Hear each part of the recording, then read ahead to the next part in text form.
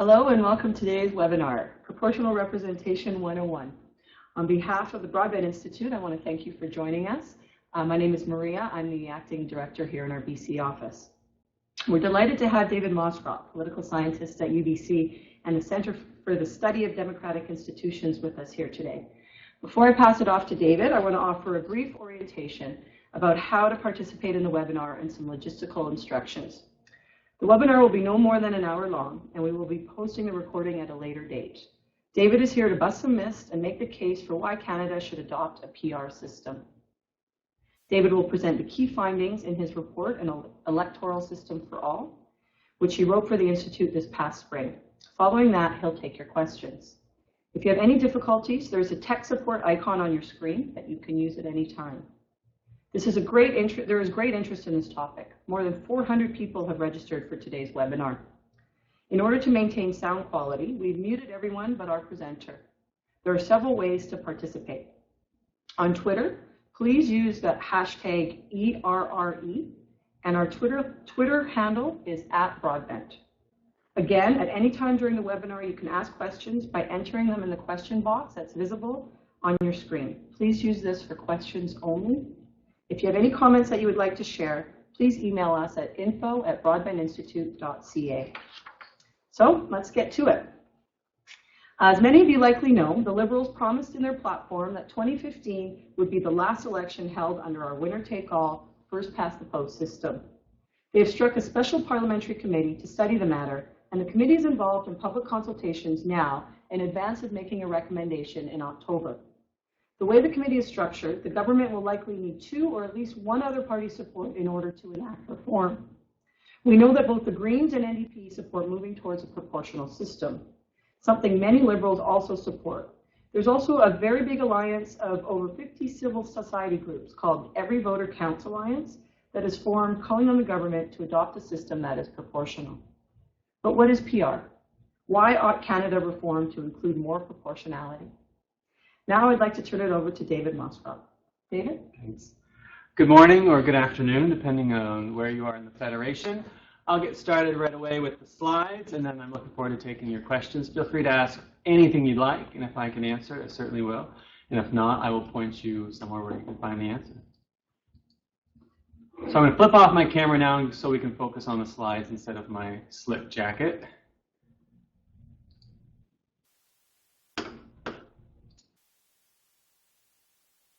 And here we go.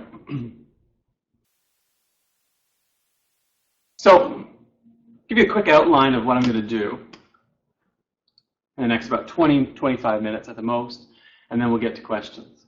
So today I'll look at the case for PR, give you a rough outline of why we ought to adopt it, and even more important perhaps, the case against first past the post, because this isn't just about adopting PR, but it's about replacing a system that is increasingly dysfunctional or subfunctional for us. And I'm going to address some PR myths. We come across these all the time. Sometimes they're deliberate because there are people who are just opposed to PR. And sometimes they're misunderstandings. But wherever they come from, we're going to look at what they are and why they're mistaken. And then we'll have a brief conclusion and then put up some contact info. Okay. So what is proportional representation? At its simplest and at its most basic, it's a system based on the principle of proportionality. So if a party gets 30% of the votes, it should receive about 30% of the seats. If it gets 10% of the votes, it gets about 10% of the seats. Now, there's a bunch of different ways you can set this up, and we'll talk about that briefly. But the idea is you're going to have a proportional outcome rather than a winner-take-all. It's also a system that's fair, equal, and engaging. When I wrote my report, these were the values that I built it around, and we'll talk about those a little bit too. But the idea being, generally, that outcomes in a proportional system are fair. They reflect the preferences of the voters. They're equal, such that every Canadian has a more or less equal chance of contributing to an outcome that they want. And it's engaging. It draws people into the system because it makes them more of a part of it. Finally, PR is based on the values of cooperation, compromise, and counting more voters, and we'll talk about that a little bit as we go. But the important thing is it's a more consensus-based approach than first past the post, which encourages people basically to take this me versus them approach, which you not only see during elections, but then you also see reflected in the parliament afterwards. Okay. Here's some, I'll go through this fairly quickly. There's a lot of resources available that go deeper into this, including my report and the ACE Electoral Knowledge Network and IDEA, which you can look up. These are great resources. I highly recommend them. You can also find them in the bibliography for my report that's available through broadband. But I'll give you a quick rundown. So 3 common varieties of systems of PR. The first, an open or closed pure list PR. This is a real simple thing. You've got a list of either candidates or a list of parties, and you pick.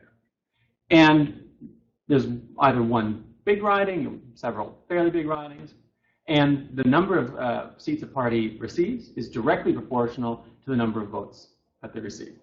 Straight, simple. Single transferable vote, slightly more complicated, but still not too bad. You get a ballot, and you rank the ballot. Your most preferred candidate to your least preferred candidate. You don't have to rank them all, but you can if you wish.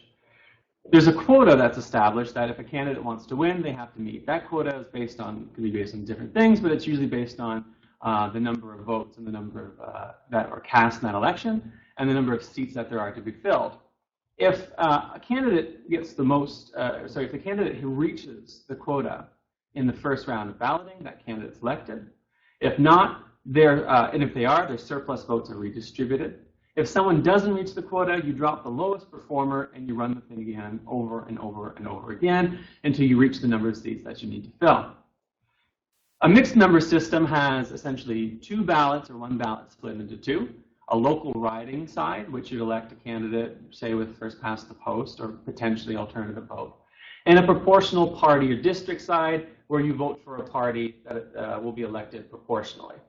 And this is a system used in Germany, a system used in New Zealand. It's been around for quite a while, and was recommended in the Ontario Citizens Assembly a few years ago. STV was recommended in BC a few years ago. Open, closed, pure PR hasn't been talked about too much in the Canadian context because of our Constitution and the nature of the Federation, but you can look that up if you'd like. All right, now, what's the case for PR? What makes it good? Well, first of all, there are some who think that PR will tear the Federation apart. Well, that's highly unlikely. In fact, we can have elements of the best of all worlds for Canada if we design a made-in-Canada system. So we can have a system that is fair, representative, and engaging. We can keep the goods from our current political culture, and yet we can enhance them by adding on a new system. What does it mean then for it to be fair? Well, a fair system nearly eliminates the phenomenon of wasted votes. What's a wasted vote? You go to the polls, you really like candidate A, but he or she has no chance of winning. You cast your ballot for them anyway. The ballots are counted, and at the end of the day, you get nothing. Your candidate gets nothing. You go home, and someone else carries the day. Millions of votes are wasted every election in Canada. Votes cast towards a candidate that loses. PR helps eliminate this phenomenon, or at least reduce it by quite a bit, because it distributes the vote proportionally. So your chance of voting for a winner go way, way, way up. It's also fair because it more accurately converts votes into seats. So rather than one person taking all the, receiving 39% of the vote and winning the seat, PR allows for someone to win 10% or 15% and still come with a seat. More Canadians get to contribute to electing somebody. And what this does at the aggregate level is take the preferences of Canadians and reflect them in the legislature, right? It's fair because if 8% of Canadians like this particular party, that particular party ought to receive about 8% of the votes. That's a fair distribution. It also has sort of knock-on benefits like generating increased cooperation and a shift to the center. Since parties have to work together to please as many voters as they can and to maintain power, you get a bit of a shift to what they call the median voter, or perhaps the average voter. Now, if that's what makes the system fair, what would it look like in practice? This is from a projection that was done by the Broadband Institution. If the 2015 election were run under PR, you see that the Liberal seat count goes down by about 45 votes. The Conservatives would actually have gone up by 7, the NDP up by 22, the Bloc up by 5, and the Greens up by a staggering 10. So what you see is a sort of leveling out of Liberal support and a redistribution of that among the other parties, which better reflects the preferences of the voters. Now, of course, in a PR system, you might see a few new parties emerge, maybe one or two in the legislature, so this would change a little bit. This gives you a pretty good idea of what you'd expect. Not too much of a mess, not all that much different than what we're used to seeing in Parliament. As I was talking about before, wasted votes are a major phenomenon and a major problem in a first-past-the-post system. 9 million votes were wasted in the 2015 federal election. That's more than the populations of Alberta, Saskatchewan, Manitoba, and the Atlantic provinces combined. Okay. What does it mean if a system is representative? Well, one of the huge side benefits of PR systems is that they tend to elect more women. Canada's abysmal at electing women to Parliament. We underperform most of our peer groups, and we haven't been making too much progress in the last several years. A PR system helps to elect more women, between 1.5 to 8%, and that depends a little bit on whether or not you have a quota, whether parties establish one. But it's a common trend. It might also help close the gap between the rich and the poor. Some recent research has suggested that PR systems are good at leveling out the growing disparity between the top and the bottom class. And what that does is help smooth out not just electoral relations, but social relations. And in some cases, I don't want to overstate this point, but in some cases, proportional representation may help to elect members of underrepresented groups. This was the case in New Zealand with the Maori and Asian MPs after they switched to MMP in the 1990s. Although I should also add that Canada does fairly well on this already. If we're abysmal electing women, we're pretty good at electing members of underrepresented groups. In fact, the 2015 election was record-setting for visible minority and Indigenous MPs. And yet we could probably do better. What does it mean for the system to be engaging? This is one of the biggest problems that we face for the future of Canadian democracy. Even though 2015 saw the turnout go up significantly, including among young people, we still have problems of alienation and disaffection, especially among younger groups. Right? In a PR system, more votes are counted, more party choices exist, so people have more of an incentive to engage, right? It's more likely that they're going to see themselves not just engaged in the system, but reflected by it. It also encourages parties to reach out to these people. Right? One of the biggest predictors of whether or not someone's going to vote is whether or not a party's been in touch with them directly. A PR system incentivizes this because every vote's going to count. So you've got an incentive to talk to every voter instead of just walking up to someone's door and saying, are your parents all right? You want to reach out to young voters. You want to reach out to voters across the country who would typically have been left out of the conversation because their votes now are going to matter more. PR might also, or certainly will actually, increase voter turnout. 5 to 7% is the functional range, which is huge, right? If we mapped 5 to 7% onto the 2015 election, our voter turnout would be in the 70s for the first time in a long time.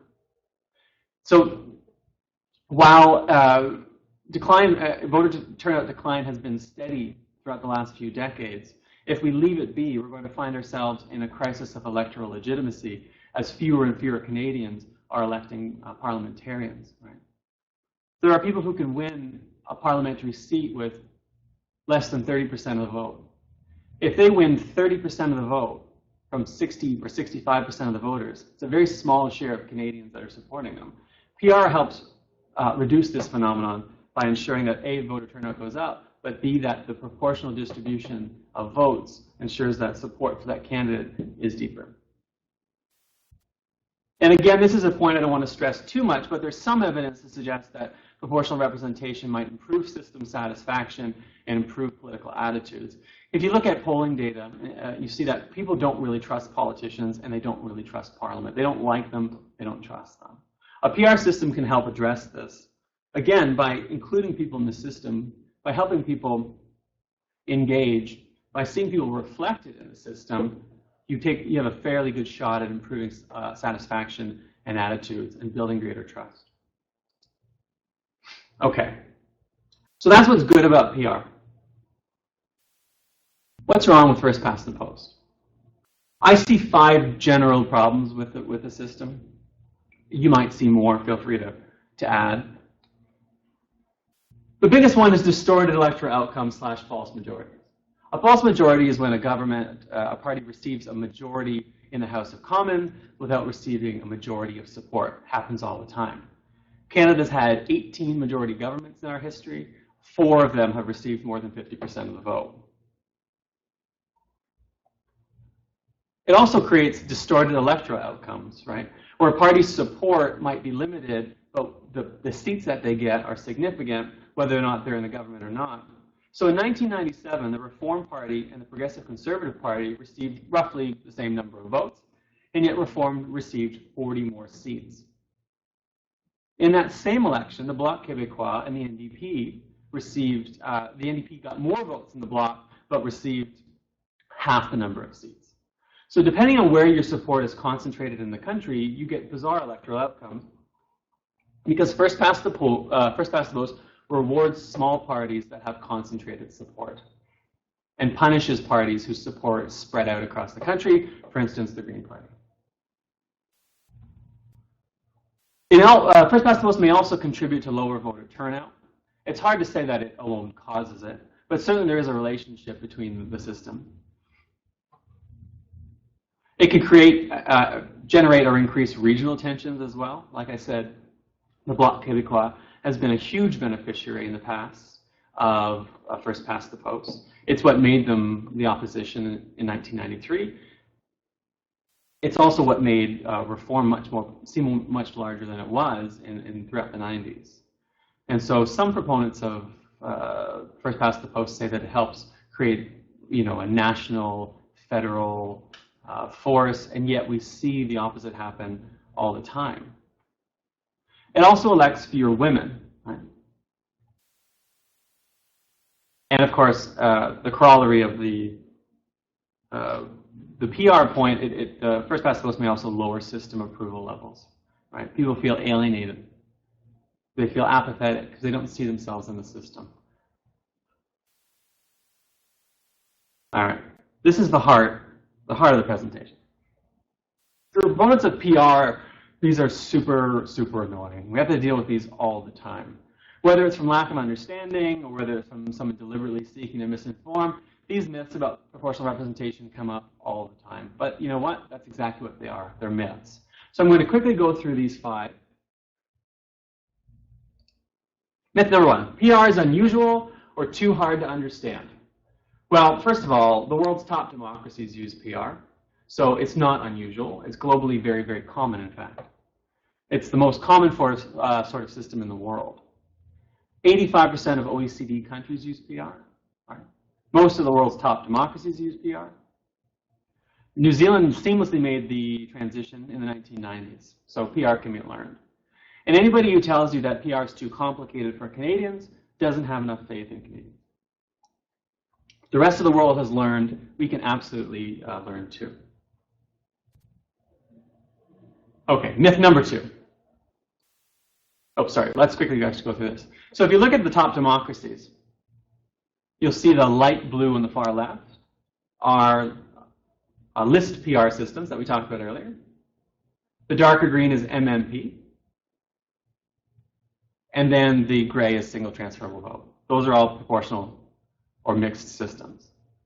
If you see the outlier, number 7, in big bold red, it's Canada.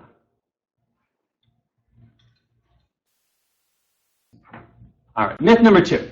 PR leads to endless elections. Well, that's just not true. If you look at the numbers, in fact, election frequency is a result of all kinds of stuff, a number of variables.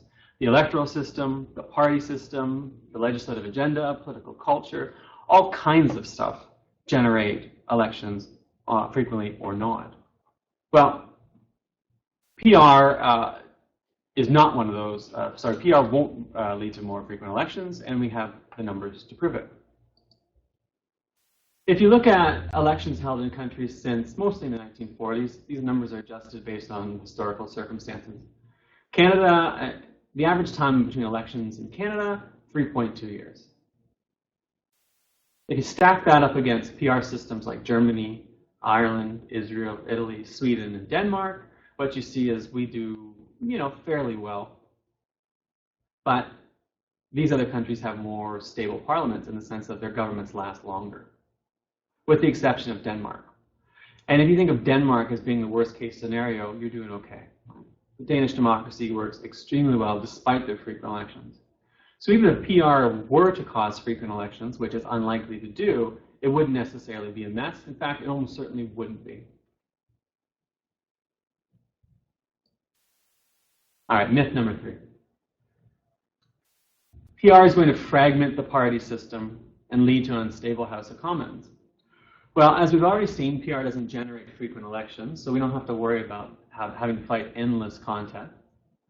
And if you look at the legislatures of the top PR countries, what you see is the number of parties is actually fairly low or medium. Canada has 5, so does Germany. New Zealand has 7. Sweden and Finland each have 8. Now, and these parties find a way to work together just fine. Right? If you look at the history of these democracies, they're remarkably stable. Their legislation is representative of the preferences of the people, and you don't have a frequent fracturing of the parties inside the legislature. One concern for people is small parties. Well, we're going to have this rise of fringe parties, and these fringe parties are going to tear the legislature apart. Well, you may have the rise of some fringe parties. Incidentally, we already have some in Canada, but they're typically not a large concern because they can't garner enough seats to actually cause any trouble. And the way you can control that is by setting a threshold that's required to receive a seat in Parliament, usually 5 or 6%. And what that does is help you manage the number of parties. So PR can be adjusted to account for this concern. In fact, most PR countries have a threshold of somewhere around 5%. Myth number 4, PR eliminates accountability and local representation. Canadians are understandably, and I think rightly, attached to local representatives. It's nice to have someone specific you can go to, and it's nice to have that accountability. Some versions of PR would eliminate this, but none of the versions are being considered in Canada. So when we're talking about PR, we should be talking about systems that are likely to be adopted in Canada rather than talking about straw men. So there are varieties of it that allow for the direct election of a local representative. Right? That allows voters to still punish or reward individuals. And even under certain list PR systems, voters can still punish and reward parties, right? You can still choose to withhold or give your support based on the performance of that party in the last parliament, in the last legislation. And it's not like first past post doesn't have its own accountability issues, right? 60% of the population votes for someone else and then ends up being governed by a different party for 4 years that can do pretty much whatever it wants, right? So accountability is limited by 4-year or 4.5-year election cycle, which doesn't let the majority of the population actually have much of an outcome, affect much of an outcome. And finally, myth number 5. Lots of people are saying this. The system is fine as it is. It's worked since 1867. Canada's not a mess. The sky's not falling. Why would we bother with reform? Well, if you can do better, why don't you do better, right? We can have the best of all worlds. We can have a more fair, representative, and engaging electoral system. An electoral system that produces few elections, that produces a stable House of Commons, but that's also more inclusive electorally and in terms of policy outcomes. So if you can have the best of those worlds, why wouldn't you want it? Sure, the system might be fine as it is, but it could be better with proportional representation. Why include only 40% of citizens in your electoral outcomes when you can include nearly all of them, right?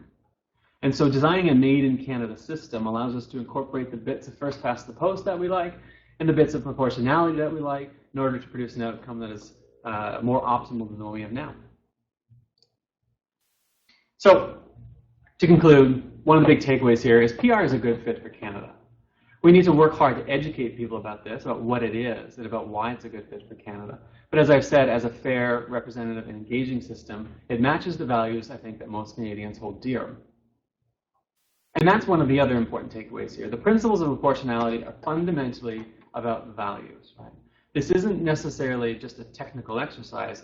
It's also an exercise in determining what it is we want and why we want it. And also, PR is good for business, right? We can have all the elements of all, the best elements of all worlds introduced into one system. Finally, this. Now is the time to secure PR for Canada. We've been talking about electoral reform nearly since 1867, right? We've had 13 electoral commissions, reports, or assemblies since the 1970s, each of which has suggested some form of PR for the country. Now, for the first time in a very, very long time, we have a serious chance to have proportional representation federally in Canada, and we need to seize the opportunity because it might not come along again. If you have any questions, you should feel free to email me. My email address is there. Or find me on Twitter. All praise, all blame. And if I can help in any way, please do get in touch. And I will leave it there and now start to take your questions. Thanks so much.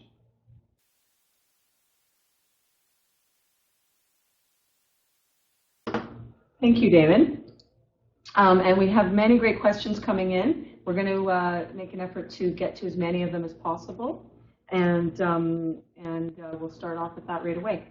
The first question that we have here is, how will PR impact regional representation? We already saw regional parties emerge in our current system in the 90s. Well, it's hard to know for sure until you actually do it. But I mean, you can imagine regional parties emerging, you know, a protest party, perhaps in Alberta, or another separatist party in Quebec, or who knows, right? I mean, anyone who has an agenda that they desperately want to follow can start a party. The question is, how much support are they going to get? That's going to depend a little bit on the politics of the day. I suspect that you'd have some regional parties emerge, but again, that they wouldn't be huge powerhouses because their support would be regionally tied, right? And in a proportional system, if your support is regionally concentrated, it doesn't distort the outcome like it does in a first-past-the-post system, where you can have all your support in one particular region and yet end up the official opposition like the Bloc Québécois did in 1993. So in fact, you'll probably see the rise of some small parties, but I don't think it'd have much of an impact. What you would see probably is a dampening of regional tension as, like, you know, the Bloc Québécois and other similar parties had their support diminished relative to other parties, which again smooths out the politics of regional tension. Great. So which leads to the next question. Can we expect more coalition governments under PR? And is that a good thing? Yeah, probably, right? You would have parties having to negotiate with each other to form a government. I mean, we've had minority governments in Canada in the past, quite a few of them. They've worked fairly well. But if you think about it, minority governments are less stable than coalition governments, right? Minority governments could fall any day based on the supply agreements that are made between the parties. Coalition governments are more stable because they're more formal agreements, and the parties have incentives to work together because if they trigger an election, the government falls, but they're part of that government. So you'd see coalitions far more often, but that's not necessarily a bad thing. In fact, it's probably a good thing because those coalitions have to negotiate internally about what sort of legislation they want, which is to say they have to take into account the interests of more Canadians because they're going to include those preferences in their policy agenda. And in the countries that use PR, I assume there's more occurrence of minority governments, carrying on from what you just told us. Do they seem to work better together as a government, or does some of the partisan clashing we see now still occur? I mean, there's always going to be partisan clashing, and you want that, right? You don't want everybody on one side of the chamber. I mean, oppositions in parliamentary democracies are extremely important, right? It's their job to keep the government to account. It's their job to prepare an alternative government if that government falls, right? You want some partisan clashing, but what you don't want is gridlock, and what you don't want is one party dominating the policy agenda. And so in a PR system, when these coalitions or these minority governments emerge, you get a balance there of partisan tension on the one hand, which you want for accountability, but also a little bit more cooperation. And there's a great book by Liphart that is in the bibliography of my report that talks about how these democracies tend to be more consensus-based democracies. Not entirely, you still get the partisan battle, but you have more of a drive towards consensus and cooperation, which tends to include more people. Will PR eliminate the tendency to strategically vote? voting against a party instead of for the party that most closely resembles your beliefs and principles? It won't eliminate. No system is going to eliminate strategic voting. No system is going to eliminate wasted votes. That's just the truth. PR is going to vastly reduce both of those things, right? I mean, there's always going to be someone who makes a trade-off. And you might even support, say, a regional party, but you like the policy agenda of, say, a leftist party that's more likely to win, and you might make that trade-off, right? Well, that's fine. But what's going to happen is PR incentivizes you to pick your first choice because your vote's more likely to elect that first choice. And that's what in PR systems the vast majority of people do, right? So, it's never going to eliminate it, but it's going to reduce it as near to zero as any system possibly can. Can you talk a bit more about the type of PR system that would allow local representation to occur?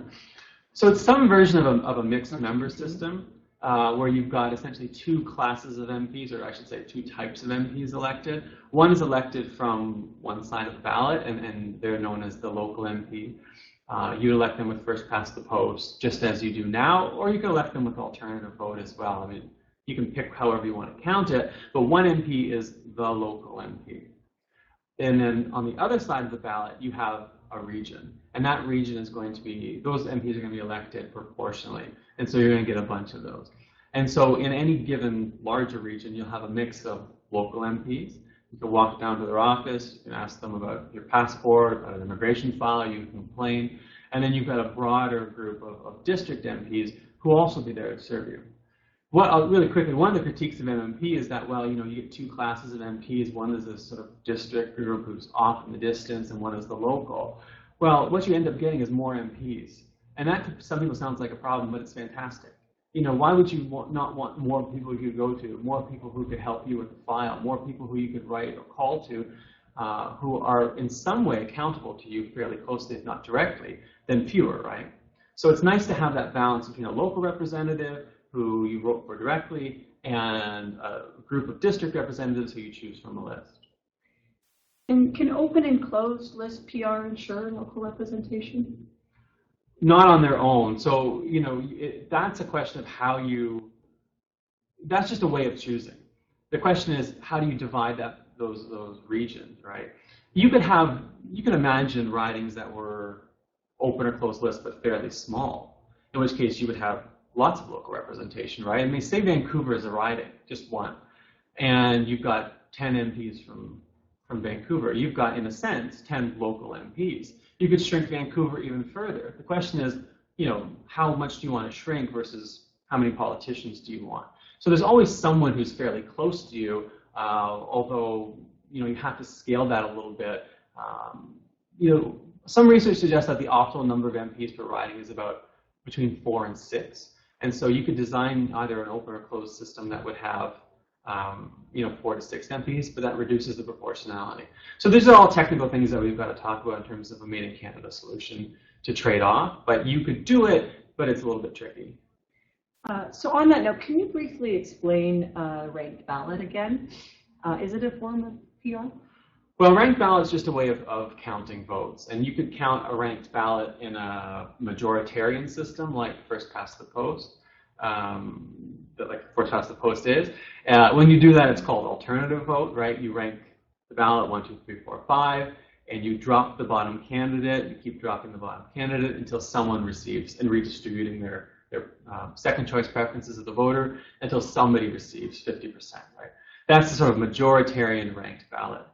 In a PR system with a single transferable vote, you've got more than one MP per riding.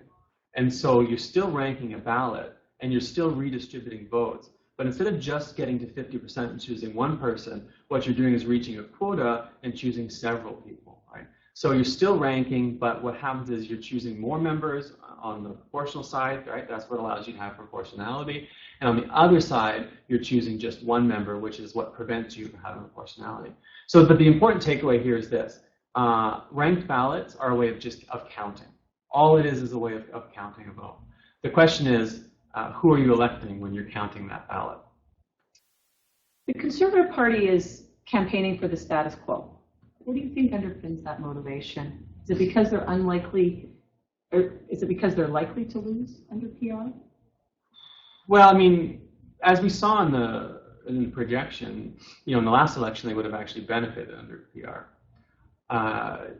They've been treated fairly well under first past the post, but keep in mind the Liberal Party has been far more successful than the Conservative Party historically under first past the post. So the Conservatives might have some strategic interest in it, in that sense, in actually thinking about an alternative system.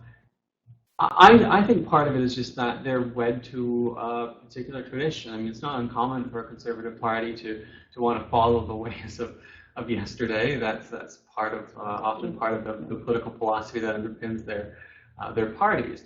But the other thing is this: first past the post is a stable system, right? I mean, no one is saying that it's unstable. What we're saying is it's unfair. And I think there's this trade-off that's going through the minds of people of, do I want to roll the dice on fairness when I've got stability? And the counterpoint is PR is going to be stable and fair, so you can have both. So to the Conservatives out there thinking, I prefer stability to this experiment that you want to launch for more fair, equal outcomes, you can have both, right? And the evidence is all of these top performing democracies in the world that use PR have fair electoral outcomes and have great policies and great stability. I mean, again, Norway, Denmark, Sweden, Finland, Germany, New Zealand, extremely stable. Yeah. Have you done any analysis on the anti-PR campaigns in Ontario and BC? And how do we best counter status quo supporters? So,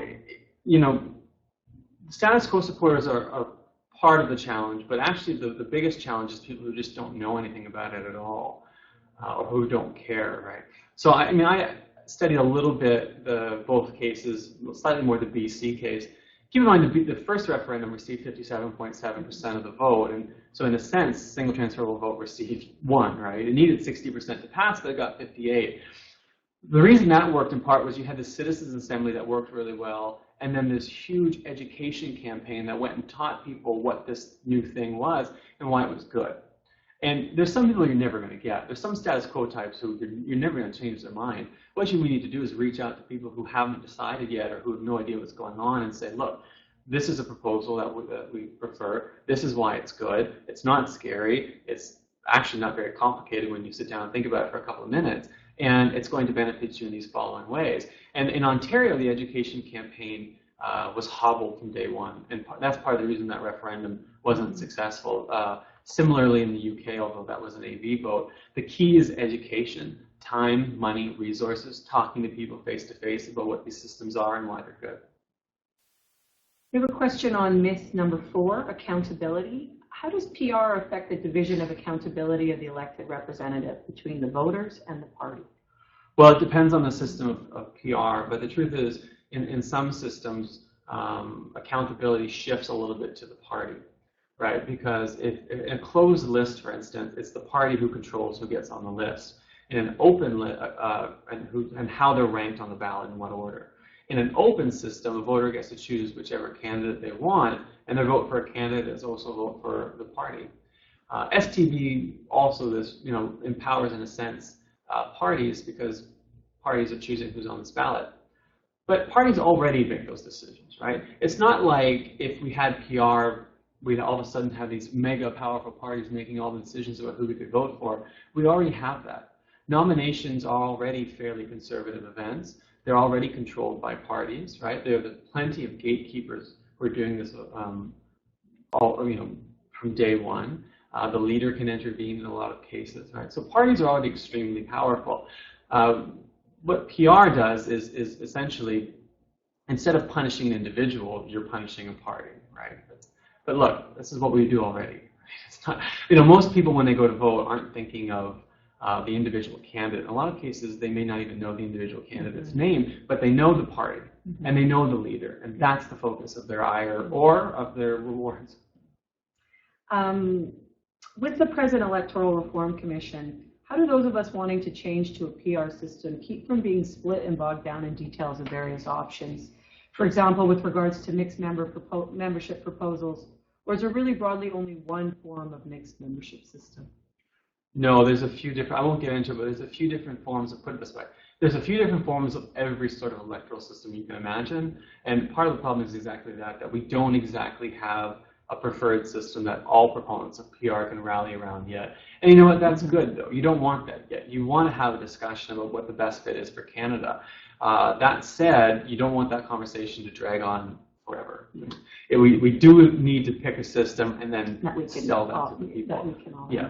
So I would encourage people to engage with the Electoral Reform Committee in Ottawa and to start to send those proposals in, because they're the ones who are going to be the ones choosing what the system is going to look like. So if you have ideas, get in touch with them. They want to hear from you. Does our unique population distribution present any problems for a PR system? What kind of things do we want to keep from our current system?